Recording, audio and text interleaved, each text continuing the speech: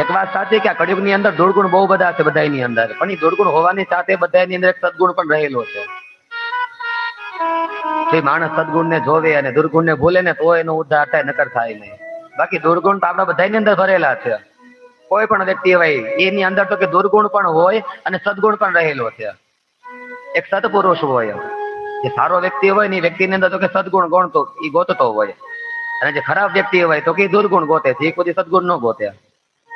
આપણે બધા શું કરીએ તો કે અવગુણો છે ને આપણે પોતાના નથી જોતા, અને સદગુણો તો કે આપણે બીજાના નથી જોતા. આપણે એમ કહેતા હોય કે ઓલા વ્યક્તિ મારા માટે કર્યું શું કર્યું, પણ એ વ્યક્તિ આપણા માટે ઘણું બધું કર્યું હોય. પણ આપણા બધા એનો તમારો મારો સ્વભાવ એવો છે કે કદાચ એને આપણા 99 100 કામ કર્યા હોય ને 100 કામ માંથી છેલ્લું કામ ખરાબ કરે તો આપણે એના 99 કામ ઉપર આપણે પાણી ફેરવી દઈએ છીએ. આપણે એમ જ કહીએ કે એને મારા માટે કર્યું શું છે. શાસ્ત્ર કહે છે કે તો કે કોઈ